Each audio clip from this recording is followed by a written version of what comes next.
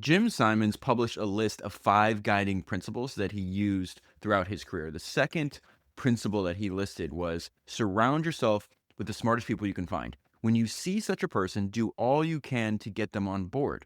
That extends your reach, and terrific people are usually fun to work with. It's actually reminded me of Jeff Bezos. From day one, in his very first shareholder letter, Jeff Bezos emphasized the importance of having the very best team.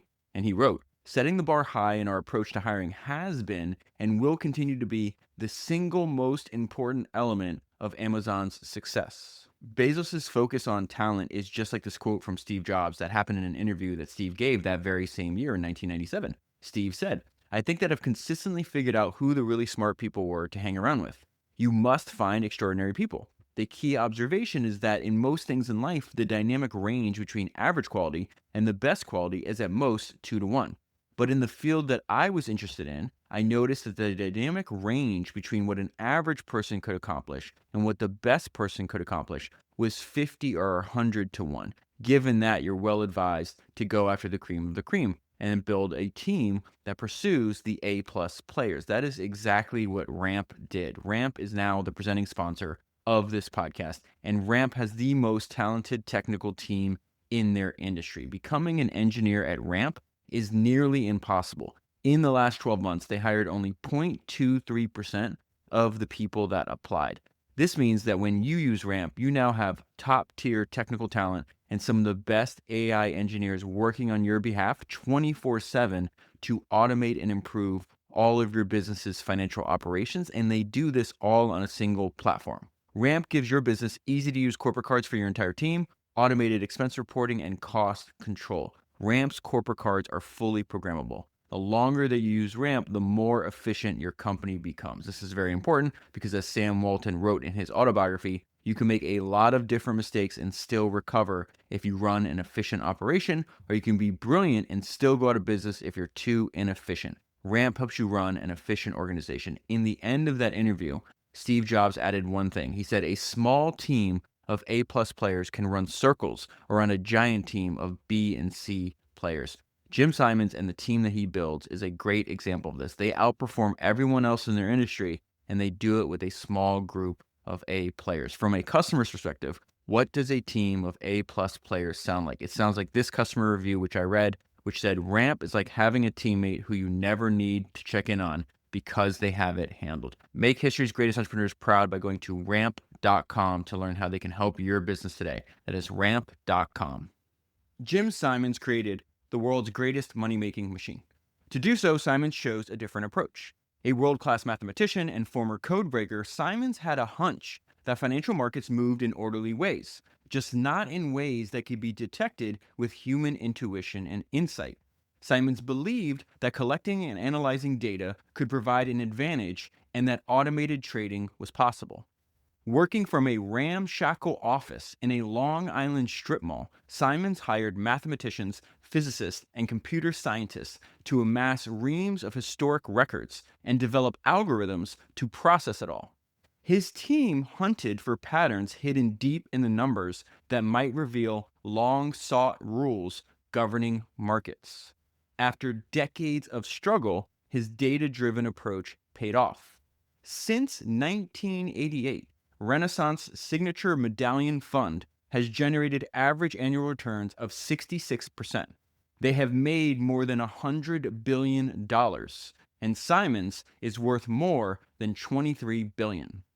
That was an excerpt from the book that I'm going to talk to you about today, which is The Man Who Solved the Market, How Jim Simons Launched the Quant Revolution, and is written by Gregory Zuckerman.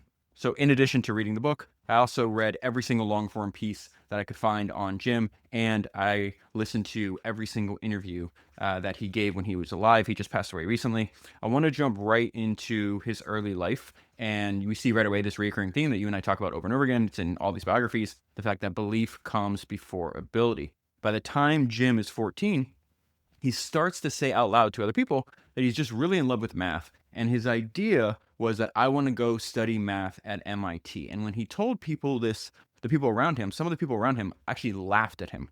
And that didn't seem to bother Simons at all. It says he was filled with exceptional confidence and an unusual determination to accomplish something special. He was like that when he was a kid. He's like that his entire life. That is going to be another main theme that's a really important theme that runs throughout his entire life and his entire career.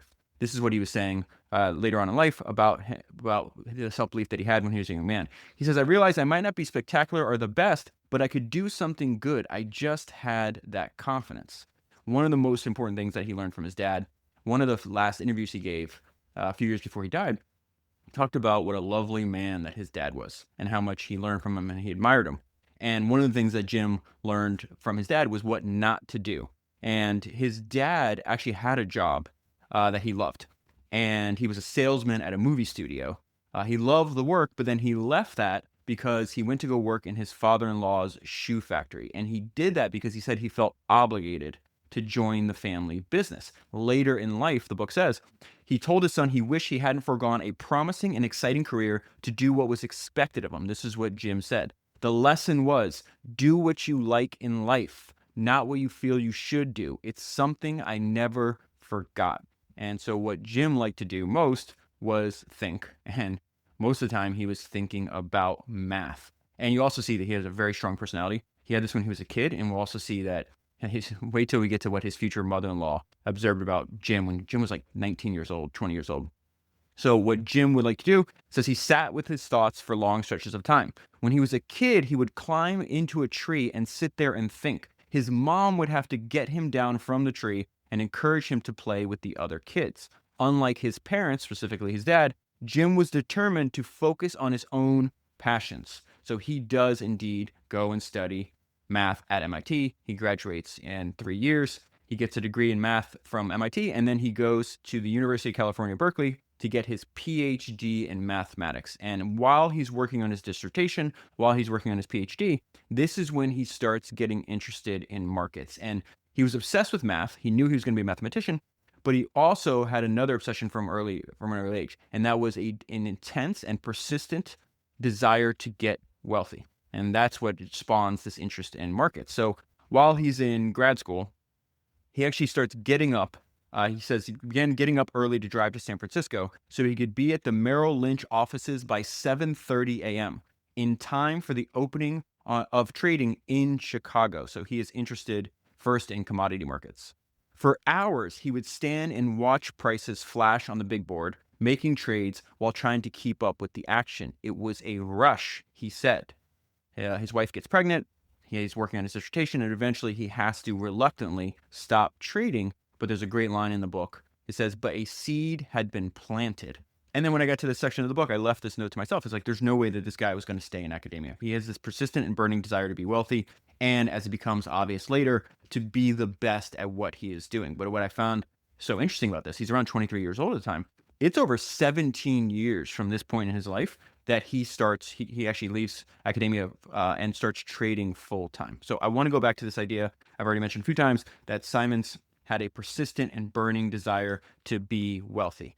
There is a bunch of quotes in the book, in these interviews, in these long New Yorker pieces, stuff he says when he's younger, stuff when he says when he's older. This is ever present. So I arranged all these different quotes from all these different sources to just give you an idea. He says, it's nice to be very rich. I observed that. I had no interest in business, which is not to say I had no interest in money. In fact, it's really funny. He gave this interview when he was about 84 years old. And he says, I enjoy being wealthy. I enjoy having my boat and my airplane and 2 houses. This was also stated by him, but also people around him from his early age. They said he hungered for true wealth. His first wife, he gets married really young. I think his wife is 18 at the time. I think Jim's like 19 or 20 when they get married. And this is what she said about Jim. She said, Jim understood at an early age that money is power. He did not want people to have power over him. Another person, this is again repeated across several people about Jim through the decades. Jim had this insatiable urge to make money. He likes action.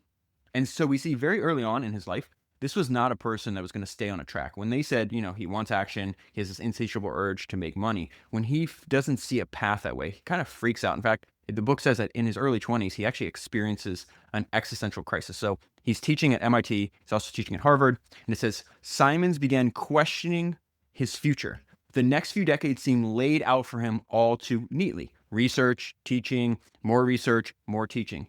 Simons loved math, but he also needed adventure. He seemed to thrive on overcoming odds and defying skepticism. Remember that part for when he starts trading. And he did not see any obstacles on the horizon. Is this it? Am I going to do this in my whole life? There has to be more. Again, we see that this persistent and burning desire to be wealthy, it's already pulling on him, realizing if I stay on this path, I'm not going to also achieve the other goal. Now, there is a hint. Here's this hint I mentioned earlier, that Jim had a very strong personality. I think this is also important because one of the main lessons of the book is that, and this is something that he repeats over and over again, that you absolutely must work with the smartest and smartest, best, and world-class people that you possibly can. And he's able to manage, really maybe better than almost anybody else in the world, all of these world-class, very strong personalities. I don't think you can do that without having a strong personality yourself.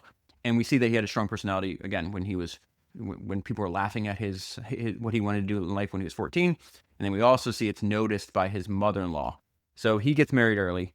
His first wife, her name is Barbara. Like I said, I think she's 18 when they get married. Barbara was too young to wed, her mother insisted. She also worried about a potential power imbalance between Barbara and her self-assured fiancé. Listen to what his mother-in-law, the advice that his mother-in-law gives to her daughter. Years later, he's going to wipe the floor with you. Later on in the book, Barbara says that her mother was right. They're married for 13, 14 years. They wind up getting divorced. So at 26, he decides to quit teaching and he joins an elite research organization called the Institute of Defense Analysis. It's also referred to throughout the book as the IDA. So he's going to talk about this over and over again. This is a very important part of his life. One, he said, what was appealing about them? They paid him a lot more money than he was making teaching. And two, you could spend half your time pursuing your own interests. And so the IDA, what they would do is they were hiring top mathematicians all across the country to assist the National Security Agency, so the NSA. And what the NSA wanted the IDA to do is they wanted to break the Russian codes. So this is during the Cold War. This is why they reference, anytime you read anything about Jim, they'll reference him as a mathematician and a code breaker. They're talking about this part of his life. Now, the reason I wanted to include this and tell you about this, because this is actually, there's a lot of valuable lessons that you see that Jim learns here when he's in his mid-20s that he'll use later in life. Now, this is the second time I read the book.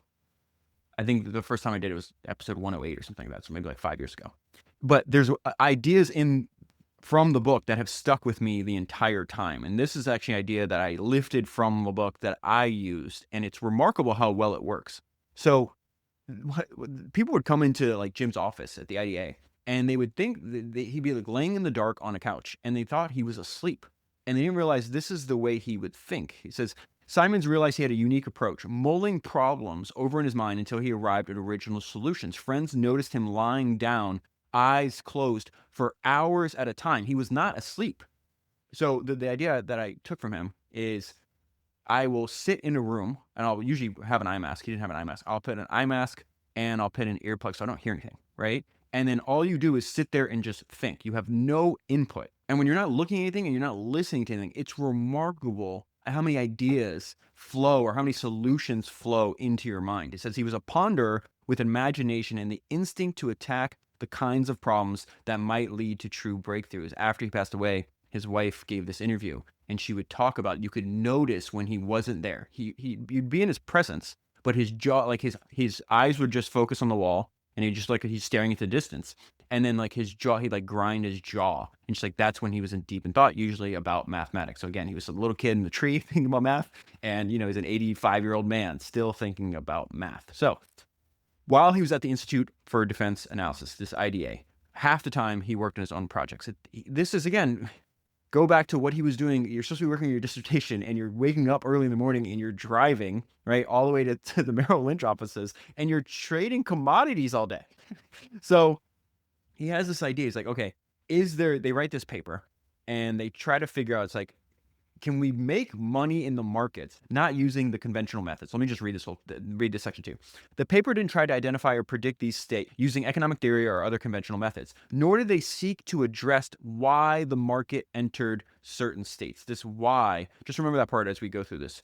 He struggles with understanding. He doesn't want to rely on human intuition. He wanted this from even before there was technology existed to do this. He wanted this completely automated, such a money-making machine. This is really how I think about it. that did not rely on human beings at all. And yet, over and over again, over the decades, he's constantly can't wrap his head around, hey, I built this automated system. It's analyzing all this historic data. It's suggesting all these trades. And then it takes him, maybe decade and a half to get comfortable with realizing it's impossible to understand why the system is doing what it's doing, but I have to put my trust in the system. So it says for the majority of investors, this was an unheard of approach, but gamblers would have understood it well. Poker players surmise the mood of their opponents by judging their behavior and adjusting their strategies accordingly. Players don't need to know why their opponent is glum or exuberant to profit from those moods. They just have to identify the moods themselves. Simons and the code breakers proposed a similar approach to predicting stock prices. So Jim is 26, 27 years old at the time he is doing this. Remember, now it's going to be 13 years. He's going to be 40 years old before he finally leaves and does this full time. So this is, I always say, true interest is revealed early. We see that he's really interested in math, that he loves this deep thought, that he likes these collaborative research environments, working with the very best people. Essentially, he looks at the way that IDA was organized. He's going to do this when he builds Stony Brook's math department for 10 years. And you realize, oh, he's doing the same thing over and over again. He's just changing the goal. So we'll get there in a minute.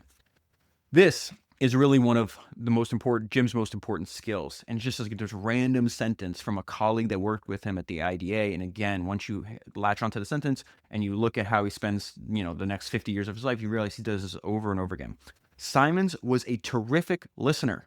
It's one thing to have a good idea. It's another to recognize when others do. There's a great line on this. If there was a pony in your pile of horse manure, Jim would find it.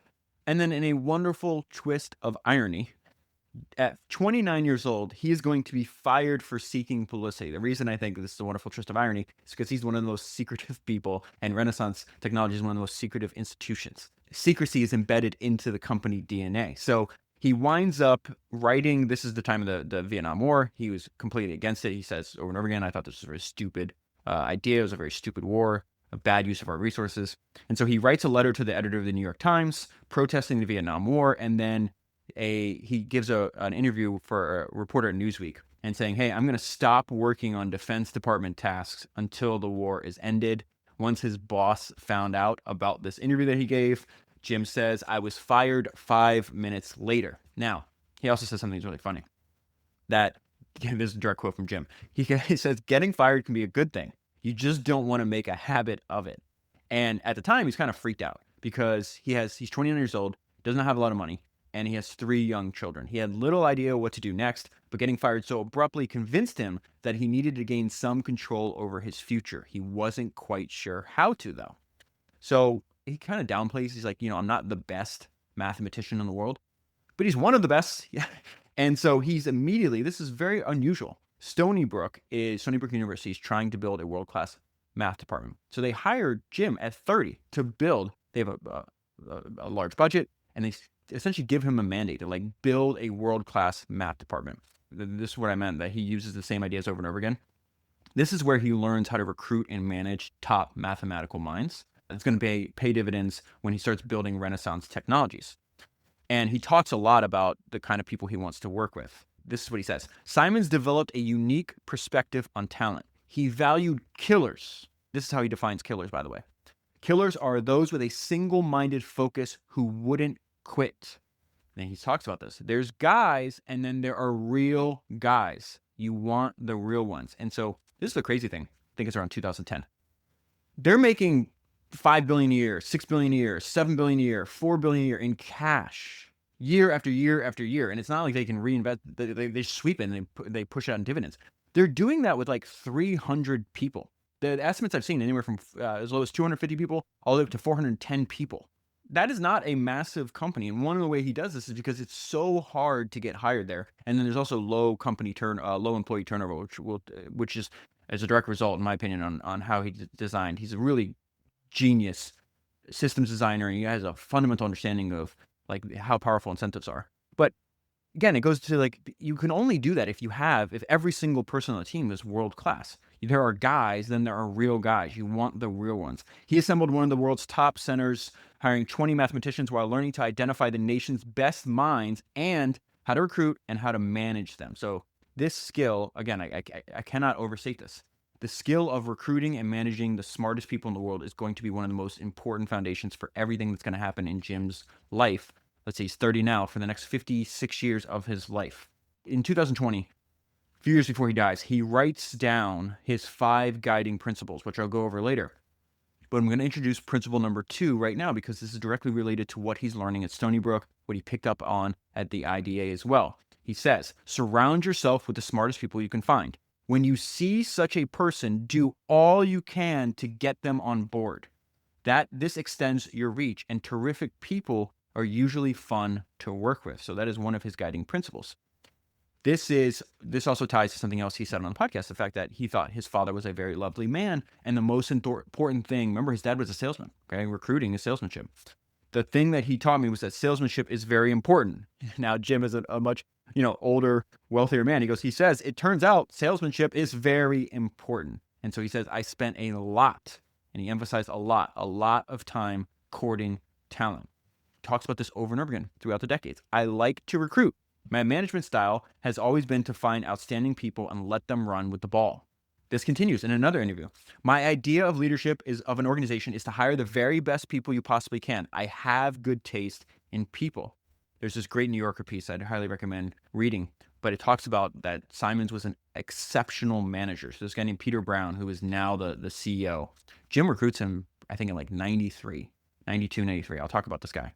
It's really important, the insight they had there. But Peter Brown, who's now Renaissance CEO, in this piece, he talked about what he thought, like, why was Simon so effective? He says, Jim's genius was in seeing the possibilities for quantitative trading long before others did, and in setting up a company in which he provided outstanding scientists with the resources, environment, and incentives to produce. His role was more in setting the general direction of the company than in developing the technology.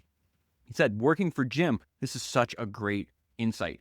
Working for Jim, you had the feeling that you had better produce because he had pretty much removed every excuse for not producing. He had pretty much removed every excuse for not producing. So that is later on in life. We're not there yet. At this point, he is still, this is the most fascinating thing about this, because this guy's brilliant. And yet, even for somebody this brilliant, he's still fighting against what he really wants to do. And he's a very much an outsider, very much, comfortable with trusting his own judgment, much more so than most people. And yet, he's still doing kind of what's expected of him. He's still a mathematician. He's still running this department. He's still staffing up. He's still working in academia, but he's fighting against this. He wants to be wealthy. He wants to do something great. He wants to do something historic. And this is not like, I'm not surmising it. He says it over and over again. When he was a young person, he wanted to be whatever he did, he wanted to be the best. He wanted to have adventure. He wanted to do something historic. I'll say it over and over again. And you see that he's making a mistake that I think a lot of people do. I've certainly done this when I was younger as well, for sure.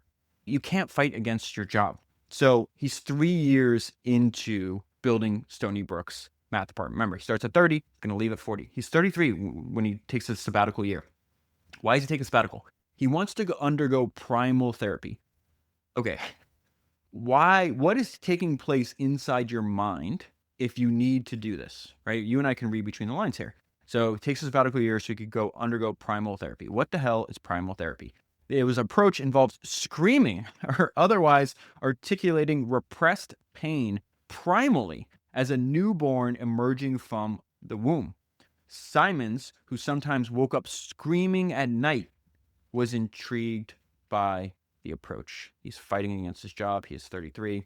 Finally, at 40, 7 years later, he makes the jump. This is something these notes, it's really fascinating because I think I've told you before. I'll go through the book. I reread my notes, I don't know, 5, 6, 7 times before I sit down and talk to you. Because when you're reading the same thing over and over again, you notice how the story ends. You can have different interpretations. Now you know where this is going.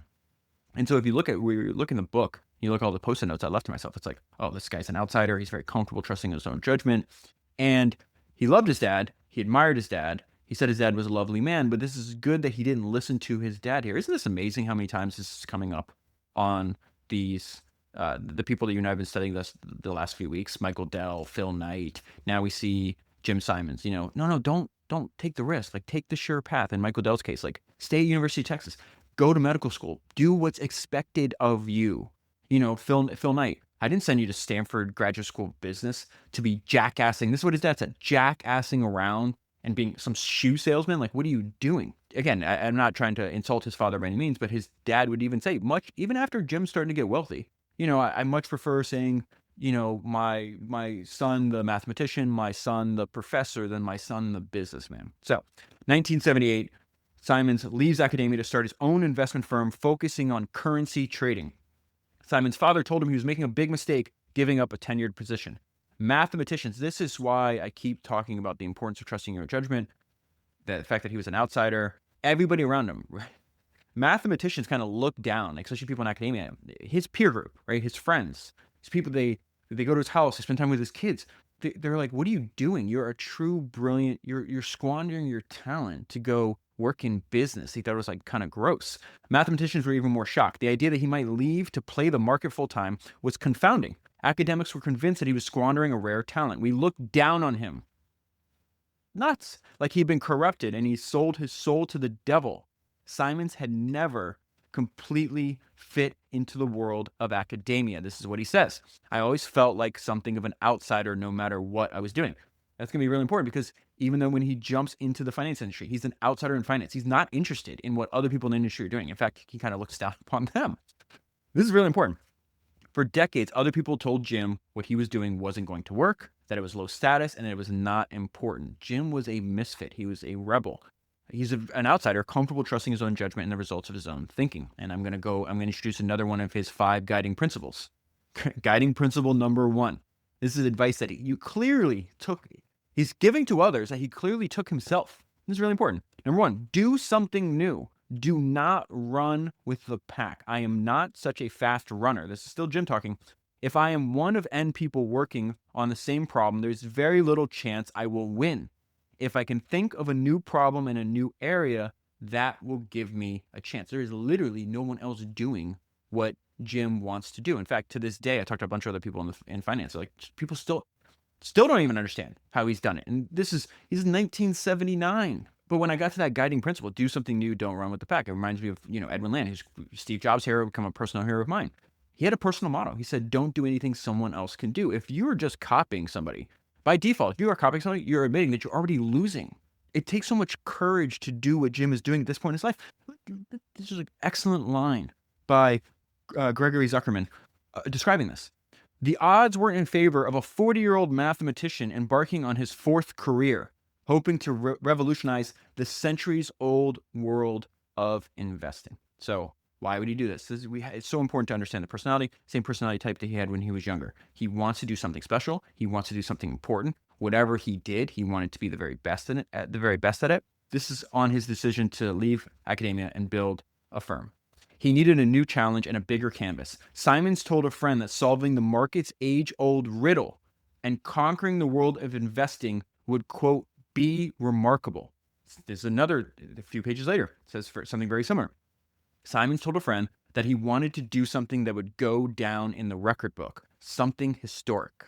And to do so, you have to have some level of self-confidence. Go back to, I love what Michael Dell said in his autobiography, talking about, at 19 years old, with no money in his dorm room at the University of Texas, decides to take on the most valuable company in the world. IBM had the highest market cap of any company in the world at the time. And he says, was I a little full of myself at 19? He says, yeah, I was.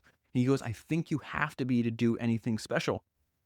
When I read that section of the book, I told you something that Nolan Bushnell, who was Steve Jobs' mentor and the founder of Atari, said. He said, only the arrogant are self-confident enough to press their creative ideas on others. We see a very similar theme with Jim Simons. Until then, Simons had dabbled in investing, but he hadn't demonstrated any special talent. Somehow, though, he was bursting with self-confidence. This is something he repeats over and over again. Remember what he said earlier. I just had the confidence. I just had it.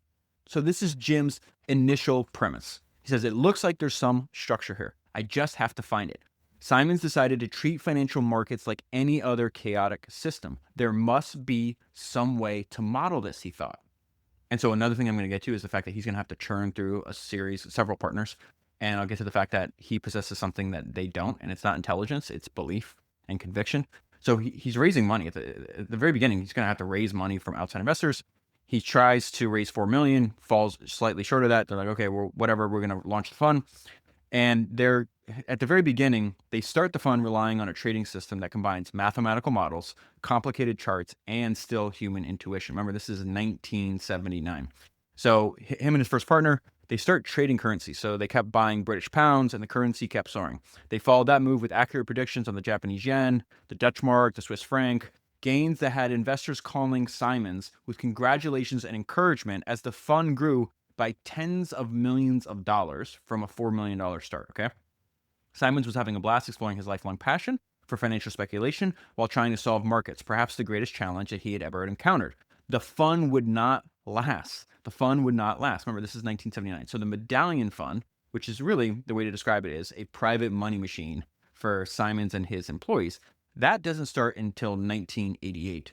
And then the historic run that the Medallion Fund will go on, which still is continuing to this day, doesn't start until 1990. So we are 11 years before that. And when I'm going through and just how he churns through all these different approaches, all these different partners, all these different structures over the next, decade and a half, the note I left myself was like, the man who solved the market. The book should be called The Man Who Persisted, the man who was determined to solve this problem, the man who was determined to figure it out. Because every time he talks a lot about the influence of luck. He goes, I don't come to the office every day and think, oh, how smart am I going to be today? He says, I think of how lucky am I going to be today? And because he'll have these, and you'll see different partners, different strategies. They'll start out really, really well, and then they'll make a little bit of money, or in some cases, a lot of money, and then they just drop, and in some cases, he's losing millions of dollars a day, and it's driving him crazy. He says losing money was gut-wrenching. He's probably still, the book doesn't say it, but I guarantee at this point, he's still waking up screaming. So it says, Simon seemed to take the downturn hard, growing more anxious as the losses increased. Sometimes I look at this and I feel like I'm just some guy who doesn't really know what he's doing. In the following days, Simons emerged from his funk more determined than ever to build a high-tech trading system. He shared a new goal, building a sophisticated trading system fully dependent on preset algorithms that might even be automated. What he really wanted, he says, was an intelligent automated system that suggested and then executed profitable trades. This will take a few decades, actually, for the technology to catch up to the idea that he had. Remember, we're in the late 1970s still. And this is why he wants to do this. I don't want to have to worry about the market every minute. I want models that will make money while I sleep. A pure system without humans interfering. So one of the main lessons, this is some of the strategies he has to employ to get to where he wants to go, okay? One of the main lessons of the book, and something that happens over and over again, starts in the late 1970s, early 1980s, and continues to this day, is the fact that Jim had better historic financial data than anyone else, and he went to great lengths to get more. In many cases, they weren't available. He has to literally go and find this data by hand.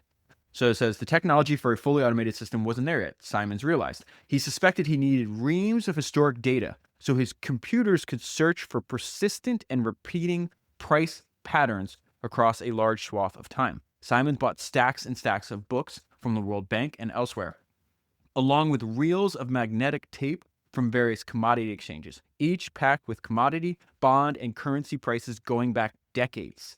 This was ancient stuff that almost no one cared about, but Simons had a hunch it might prove valuable.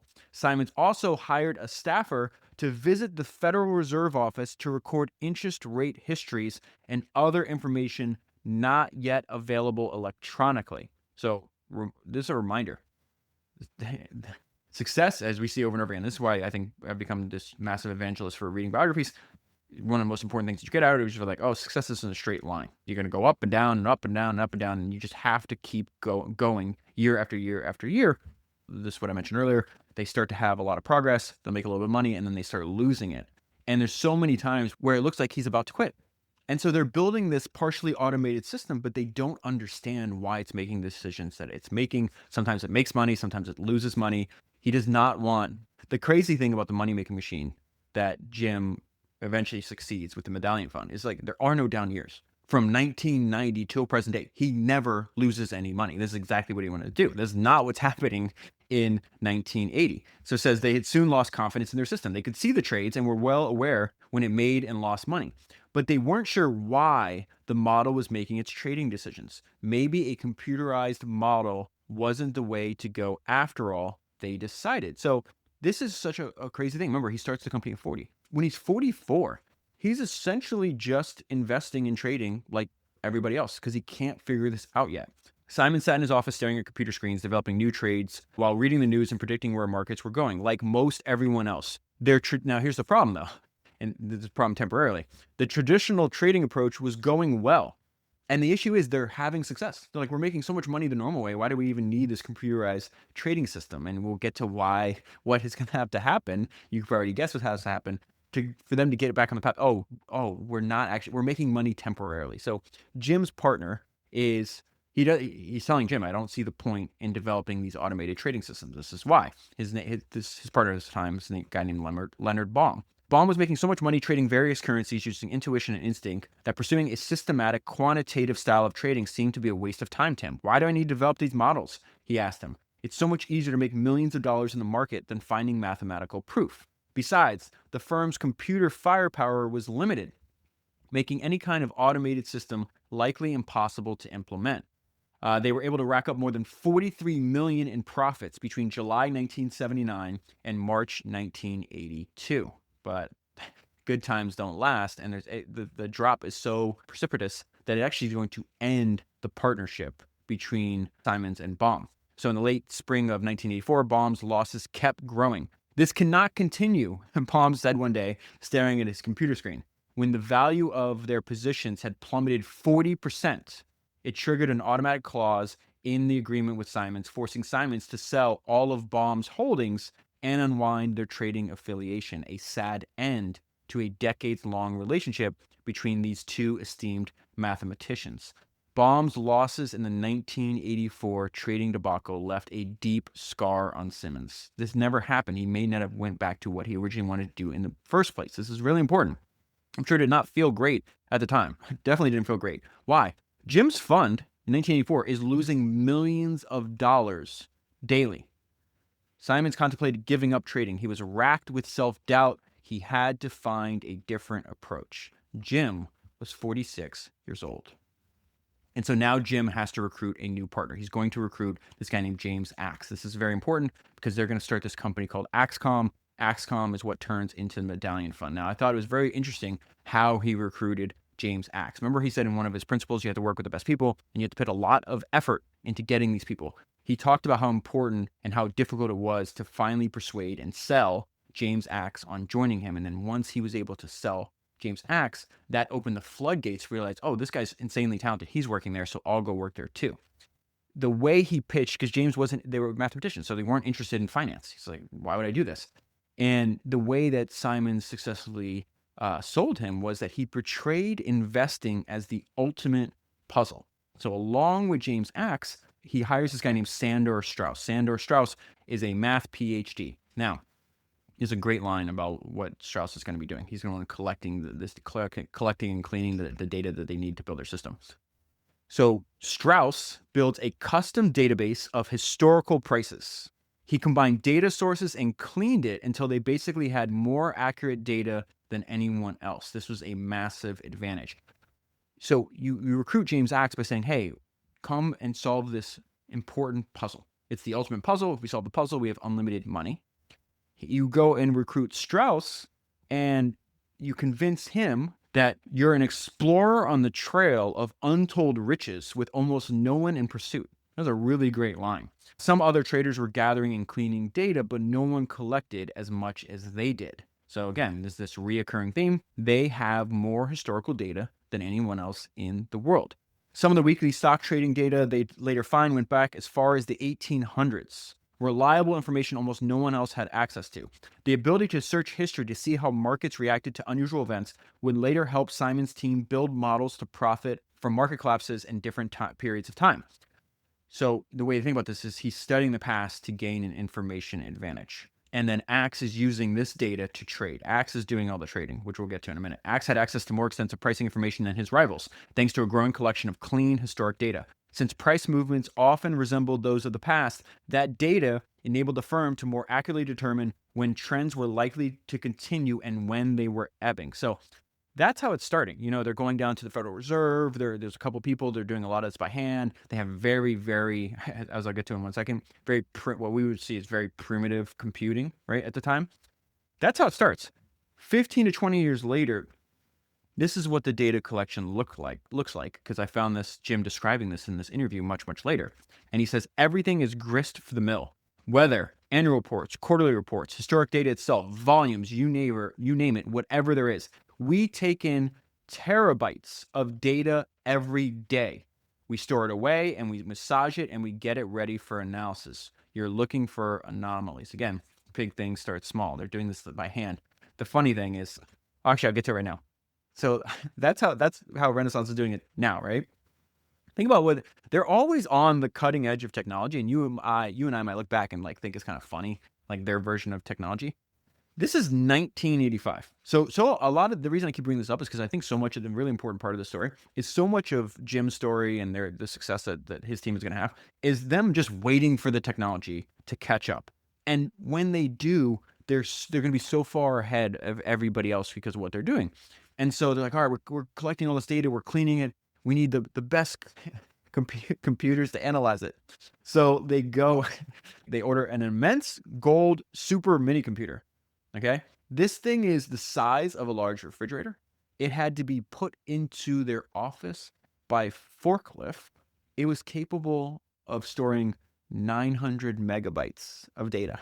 This is the cutting edge of technology. In fact, there's a few other people in the book that I'm omitting, but they were a bunch of other people like Ed Thorpe, David Shaw, who's going to start D.E. Shaw. You might know that name because young Jeff Bezos actually had the idea for Amazon when he was working for D.E. Shaw. And so there's all these other people trying to figure out how to do quantitative trading and going about different ways. And so they interview this one guy that's the seed investor, went to being David Shaw's seed investor, gives him $28 million to start D.E. Shaw. And they spent a bunch of money on computers. And he had a great line about this. He goes, well, David needed Ferraris, so we bought him Ferraris. And so again, you see Jim and his team, like they're on the cutting edge of technology. They just have to wait for the technology to be developed to catch up and to actually enable the idea that they're going to have. Now they're getting closer as a result of, this computing power of all this data. They're getting closer to this automated model for trading. And when I mean automated model, I should point out it's automated trade suggestions. They still have to, because this is the 80s. The system in the model they're building will spit out trade ideas. They have to like call them in a few times a day, which I thought was really funny. So it's going to take a while before you can suggest the trade and then execute it electronically. I don't know why I was like chuckling when this was happening. I just love this idea. I was like, all right, we got a system. We'll call up our broker, dial the number. I don't know why I was laughing. All right. So even though they're getting closer, and this is what Jim has said he wanted to do forever, he still doesn't understand why the model is suggesting what the model is suggesting. And he should know, I shouldn't say he should know better. I don't mean to sound patronizing in any way at all, but he should understand that it's beyond human comprehension. So of course you're not going to understand it. You should just test, is it actually a money-making opportunity or not? And so I'm just going to read this section. I just thought it was really, really funny.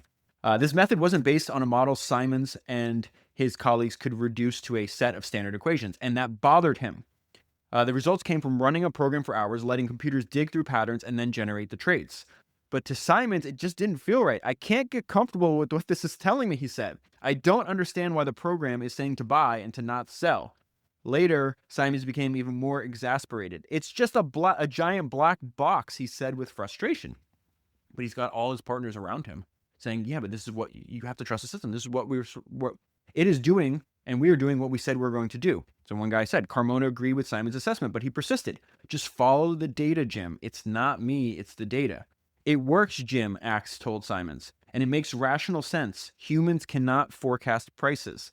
Let the computers do it, they urged. It was exactly what Simons originally had hoped to do, yet Simons still wasn't convinced of the radical approach. He still wanted to know. Humans love to know why, and he still wants to know why. Later on, he gets very comfortable with this. In fact, he has a great way to describe how he thinks about this. And he says, I don't know why planets orbit the sun. That doesn't mean I can't predict them. So I don't know why planets orbit the sun, but I can predict their location and where they're going. I already said this, but the funny thing is that the trade suggestions are automated, but the actual trading isn't. So they're still having to call up these brokers a few times a day. This whole thing is just an exercise in patience and persistence. They have to survive long enough for the technology to catch up. And by the time it does, no one else can catch up to them. So then as I'm reading this, it really like clicks for me. It's like, oh wait, I get to this section and James Axe, their partnership's going to fall apart.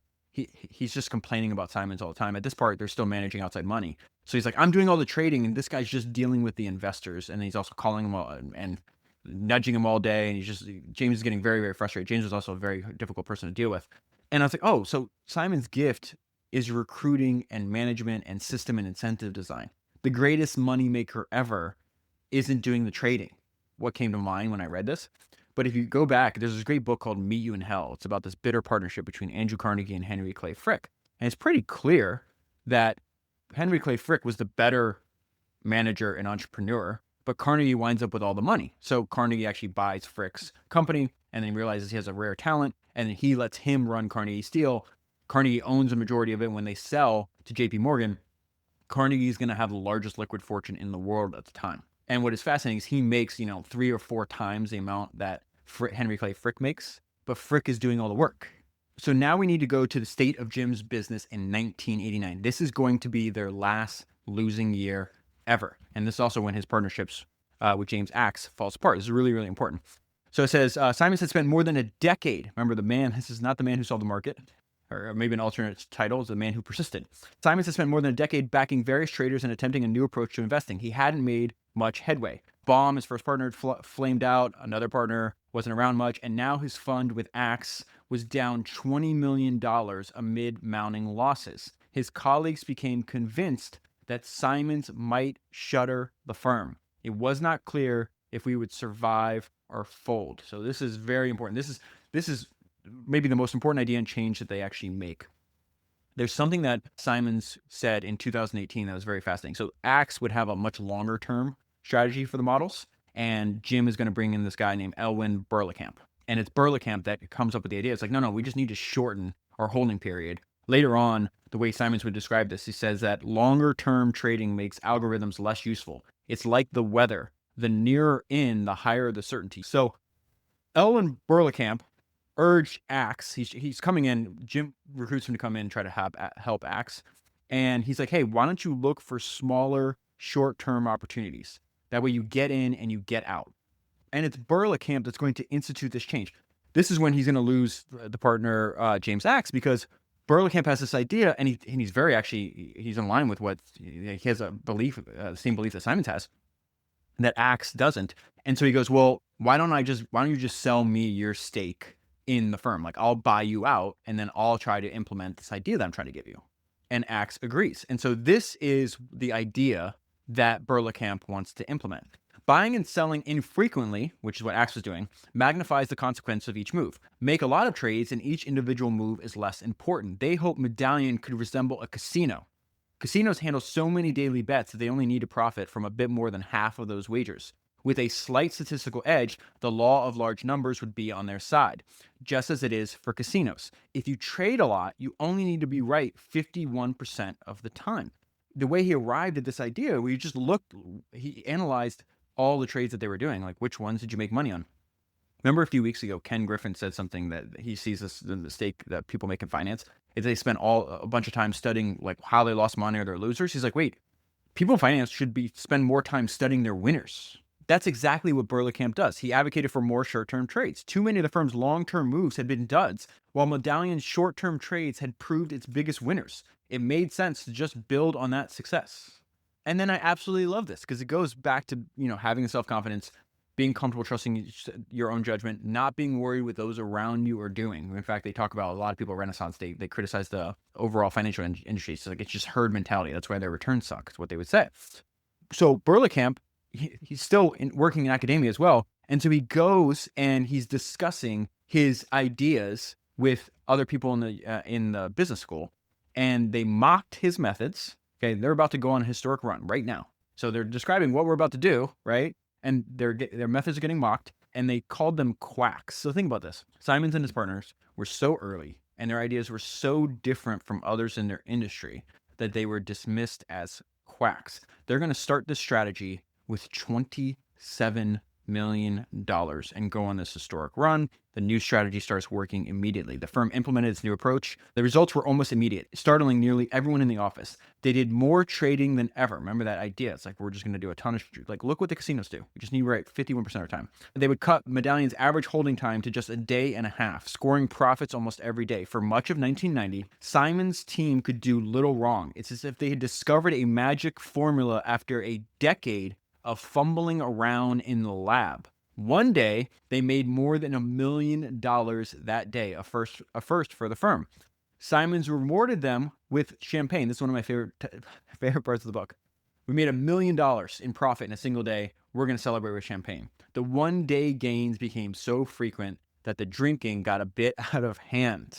And then this is absolute perfect timing, because right in this book, there's an excellent lesson on human nature for you and I. Even with wild success, people will still try to tell you that you're wrong. For all the gains, few outside the office shared the same regard for the group's approach. We were viewed as flakes with ridiculous ideas. Simons did not care about the doubters. This is why I kept hounding on it over and over again. It's so important to understand he was an outsider. He always viewed himself as an outsider. He was comfortable being on the outside.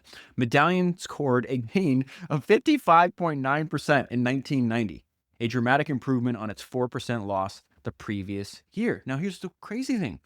Even this, there's always a dispute with Simons and his other partners about the scale and how big it could get. And they're always trying to get him to like tamper his ambition, which is really fascinating to me. And I'm going to like hit on this because I think it's one of the most important ideas from the book, at least one of the most important ideas I took away.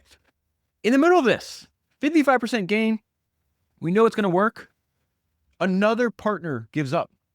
Berlekamp is going to give up because he's having a dispute, okay? This is what I said earlier, that Simons had something valuable that his partners did not. And it's not intelligence. They were all smart. It's belief. It's conviction in what they were doing. Remember, Simon said, I want to do something historic. 30% and chill was just not going to happen. It is not in this guy's DNA. So they're having this fight where, this disagreement where Simon's like, I'm pretty sure we can make like 80% returns every year. And Berlekamp's like, what? No, like we'll be lucky. Like, let's just get 30% and it's fine. And this got so pronounced that this leads to their breakup. And so it says, Jim, if you think we're going to be doing 80% and I think we can do 30%, you must think that the company is worth a lot more than I do. So why don't you buy me out? Oh my God, could you imagine? You were right there. All you had to do is hold on, Berlekamp. You didn't have to go anywhere, which is exactly what Simons did. In December 1990, after putting up 55.9%, why would you sell? Simons purchased Berlekamp's ownership interest for cash.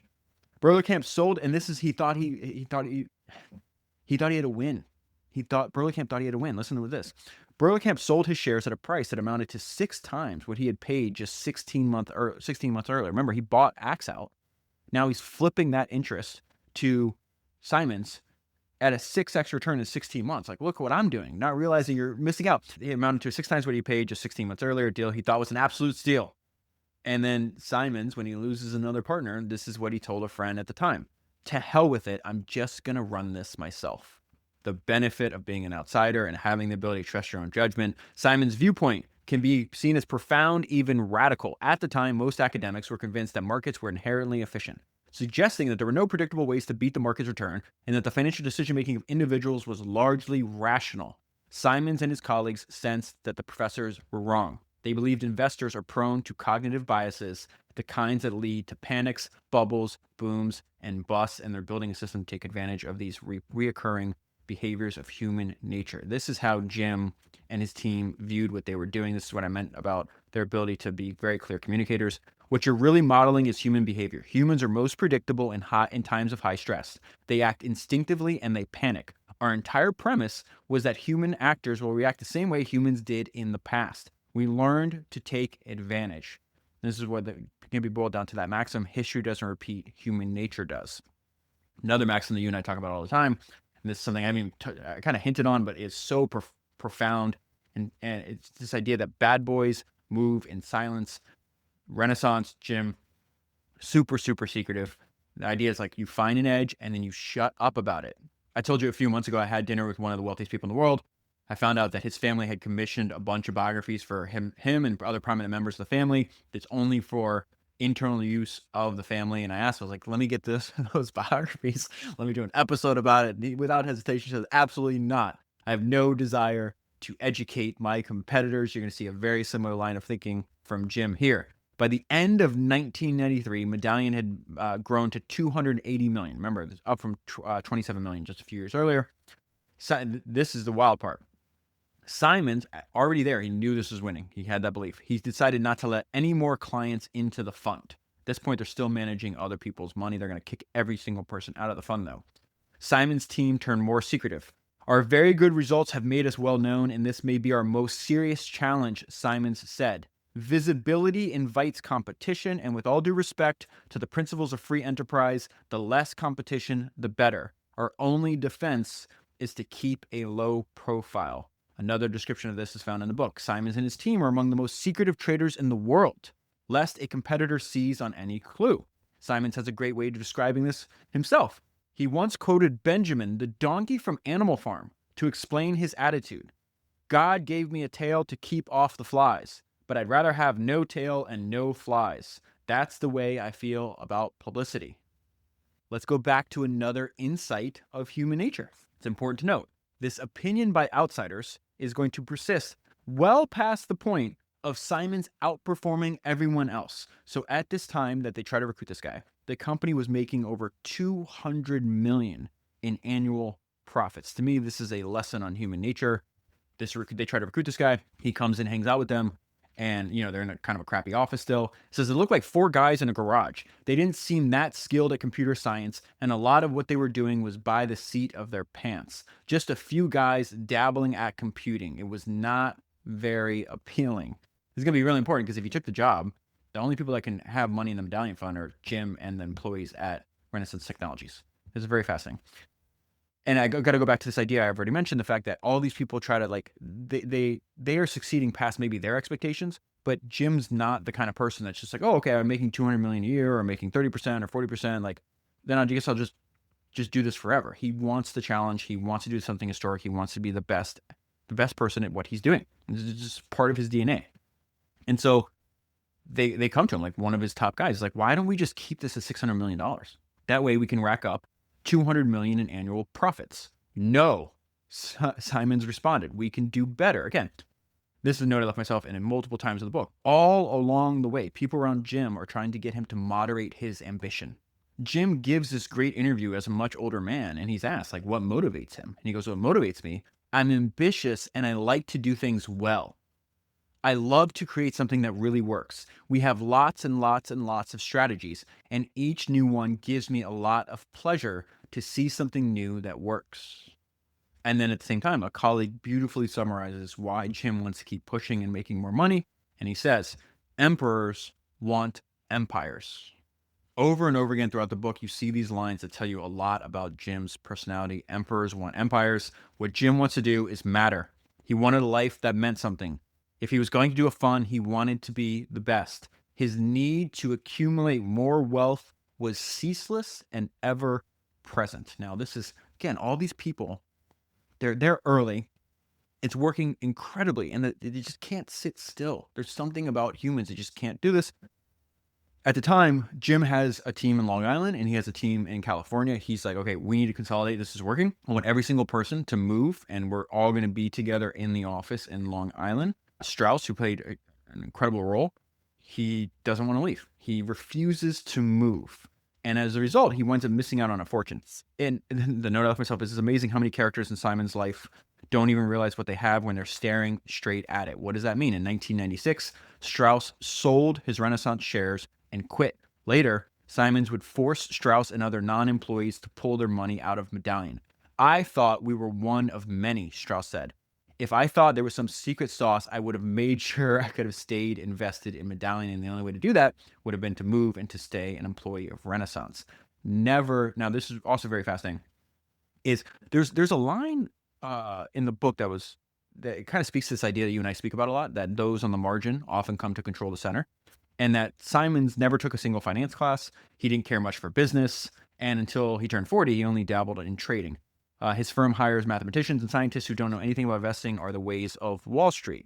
They are very vocal in their critique of this. In fact, it was hilarious. They had one guy had a suggestion. It was like, hey, when they start trading stocks, like, we should just delete the names of the companies and replace all the names with numbers. Because if we pay attention to the name, we'll pay attention to the story, and then we'll make decisions based on human intuition when the model and the computer is actually way more sophisticated and understands things that are beyond human comprehension. And you see this would play out.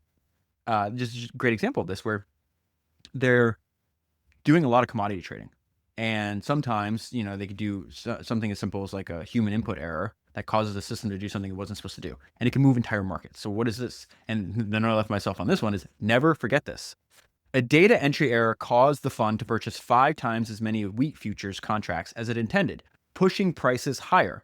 The next day's Wall Street Journal reported that analysts were attributing the price surge to fears of a poor wheat harvest, rather than Renaissance's miscue, which was just a data entry error. And this is there's a direct quote from Peter Brown, who's the CEO of Renaissance to this day. Anytime you hear financial experts talking about how the market went up because of such and such, remember, it is all nonsense. And Simons would talk about why he ignores the financial press and largely the financial industry. We never hired anyone from the financial world at Renaissance. We never did, because they don't have anything to add. Some of these people write papers about predicting the stock market and stuff like that. We looked at a bunch of these papers. They were all wrong. Every paper was wrong. So we stopped bothering looking at these papers because they were wrong. Mute the world and then build your own. Now, this is very fascinating how Simon structured the Medallion Fund. There's a lot in this book that's going to suggest that Simons was a genius in system design and understanding the power of incentives. And he insisted on a different approach to, again, his peers and other funds. Medallion would have a single monolithic trading system. Every employee enjoyed full access to each line of the source code underpinning their money-making algorithms. All of it was also readable in clear text on the firm's internal network. And then something that he would repeat over and over again in the book and in interviews. You need to make everyone partners.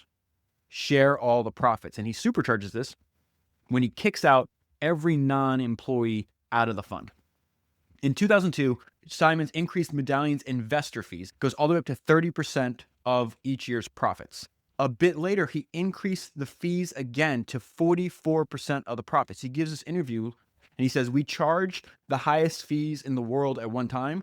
And the response was, "How can I get more?" A year later, in 2003, he kicked all of his investors out of the fund.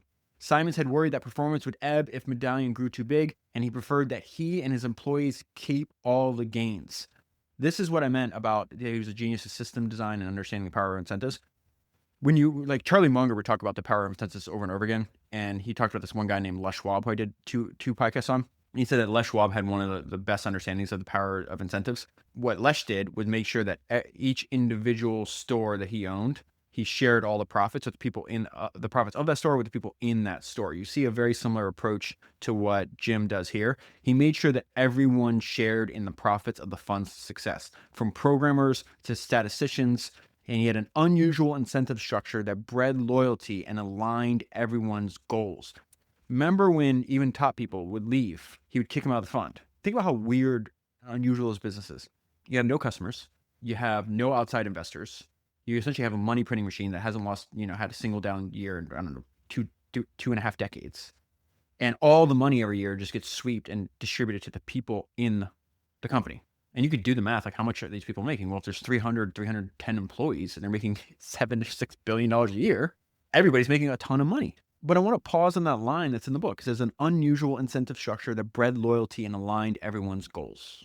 The end result is that you have this unbelievably low employee turnover, because if you leave the job, you leave the ability to invest in the Medallion Fund, which is this magic money-making machine. When I read this section, I thought of there's this book called Software that is a biography of Larry Ellison's written, 2 or 3 decades ago.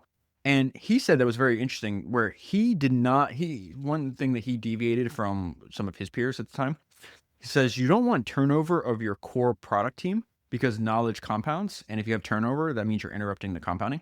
So let me read this paragraph from Software. It says, while many parts of the business actually need staff turnover to stay fresh and vigorous, Ellison believes that keeping the elite kernel group together has been vital.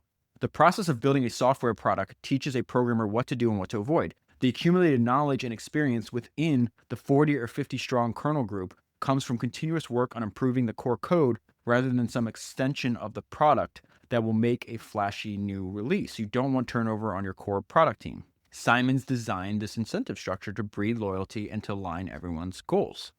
A few weeks ago, I talked about that Ken Griffin, a young Ken Griffin, I think he's like 30 years old. He studied the collapse of LTCM, long-term capital management. Simons and his team did this. What they took away, I thought was fascinating. They observed that LTCM had drifted into markets the firm didn't fully understand. It was a reminder for Simons' team of the need to hone their approach, not to enter a new business, just to make their existing business better. Another thing that he does, and this is one way that he makes his existing approach better, and it's something I love seeing. I love seeing when people draw parallels from other domains and then actually bring those insights into their own work. And so he's going to recruit from IBM's computational linguistics department, and two people that he's going to recruit from there wind up being co-CEOs. So they're going to be, it's both Peter Brown and Robert Mercer. They were computer scientists specializing in computational linguistics who joined Renaissance in 1993 from IBM Research. At IBM, Brown and Mercer were working on computer systems to transcribe spoken language into computer text. And one of the reasons that Mercer and Brown came over is says it was clear to them that trading stocks bore similarities to speech recognition, which was part of why Renaissance has continued to raid IBM's computational linguistics team. In both endeavors, the goal was to create a model capable of digesting uncertain jumbles of information and generating reliable guesses about what might come next, while ignoring traditionalists who employed analysis that wasn't nearly as data-driven. And Simon summed up this approach in a 2014 speech. He says it is a very big exercise in machine learning, studying the past, understanding what happens, and how it might impinge non-randomly on the future. And then I want to end with some parting life advice from Jim Simons. It says, Simon shared a few life lessons with the school's audience. Work with the smartest people you can, hopefully smarter than you. Be persistent. Don't give up easily. Be guided by beauty. It can be the way a company runs or the way an experiment comes out. There's a sense of beauty when something is working well. And then in 2020, he published his 5 guiding principles, which I think are excellent. Number 1, do something new. Don't run with the pack. I am not such a fast runner. If I am one of N people working on the same problem, there is very little chance I will win.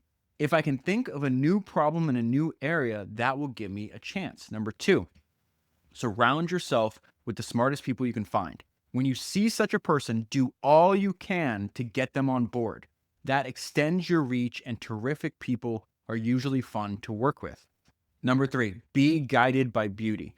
This is obviously true in doing mathematics or writing poetry, but it is also true in fashioning an organization that is running extremely well and accomplishing its mission with excellence. Number 4, don't give up easily. Some things take much longer than one initially expects. If the goal is worth achieving, just stick with it. And number 5, hope for good luck. And the last piece of advice is advice that Jim said he would give his 20-year-old self. It is very important to enjoy your work. Find something you love and then put your heart and soul into it. And that is where I'll leave it for the full story. Highly, highly recommend reading the book. If you buy the book using the link that's in the show notes or available at founderspodcast.com, you'll be supporting the podcast at the same time. That is 387 books down, 1,000 to go, and I'll talk to you again soon.